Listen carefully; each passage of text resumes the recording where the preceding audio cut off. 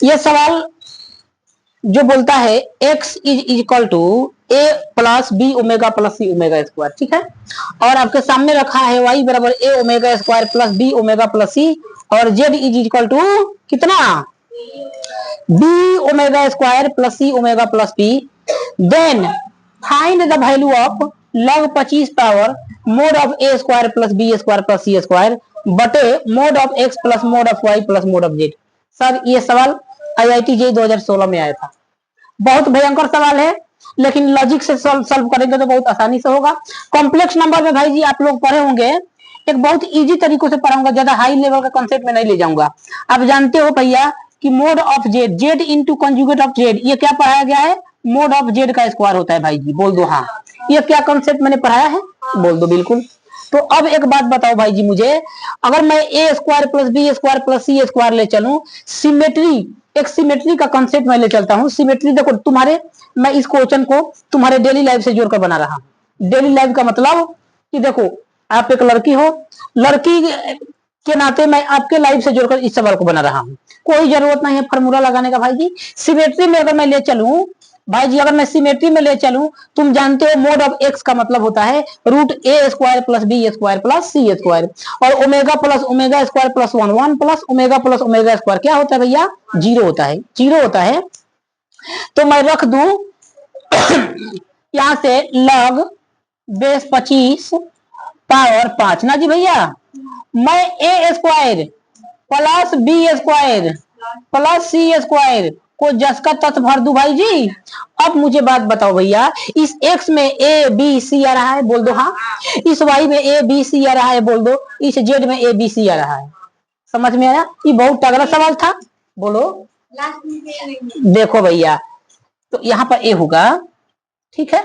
तो बताओ ए कौन गो ए आ रहा है भैया, 3 गो ए। तो क्या मैं बहुत प्रेम के साथ यहाँ पे 3a स्क्वायर लिख सकता हूँ? बहुत प्रेम के साथ मैं यहाँ पर 3b स्क्वायर लिख सकता हूँ, बहुत आजादी के साथ 3c स्क्वायर लिख सकता हूँ, बोल दो हाँ। समझ में आ गया? अगर मैं यहाँ पे log बेस 25 पावर 5 लिख दूं तो a square plus B square plus C square equal आ जाएगा भैया। यहाँ से 3 आपका कॉमन हो जाएगा, 3 कॉमन हो जाएगा तो a square plus B square plus C square, ये भाई से भाई कैंसिल हो गए। इसका मतलब होता है भाई देखो, ऐसे सवाल तब बनेंगे जब अपने दिमाग से बाहरी चीजों को हटा दीजिए। जब तक आप अपने दिमाग से बाहरी चीजों को नहीं हटाइएगा, ये सवाल नहीं सॉल्व होगा भैया।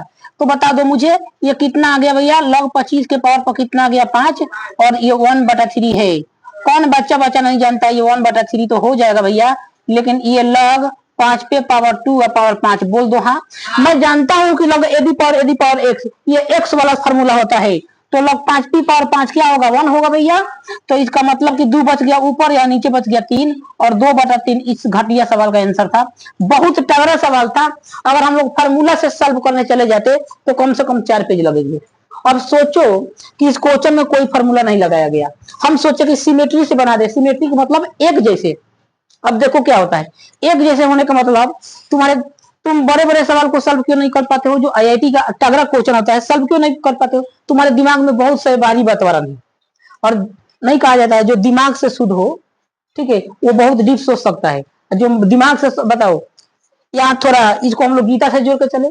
एक रामायण था, रामायण देखो होंगे आप लोग, बताओ यहाँ पर एक स्त्री के लिए क्या बोला गया है? स्त्री के लिए सबसे पवित्र बात क्या साबित किया गया है कि कभी सीता जैसे पवित्र नारी के मन में, इस मन में कभी किसी का सोच नहीं आया। क्या उसका मन परम शुद्ध नहीं था? बताओ, उसके अंग को अगर रावण छूने जाता तो भस्म हो जाता था। ये क्या दर्शाता था कि जो तन, मन और नेत्र तीनों से पवित्र है, उसके सामने भगवान को भी झुकना पड़ता है। तो अभी मान लो कि जब इतने तगड़े सवाल को आपको सॉल्व करना है, तो सबसे बेहतर है कि आप अपने दिमाग में बाहरी वातावरण को न आने दीजिए, तब न सोचने में मौका मिलेगा भाई जी। अन्यथा इस सवाल को आप नहीं कर पाओगे। ये तगड़ा सवाल है, इसको तभी कर पाओगे जब आपका सोच केवल इसी में होगा कि मैं क्या लॉजिक लगा सकता हूँ। आपका दिमाग खाली है तो आप लॉजिक लगा सकते हो। उतार लेंगे सर।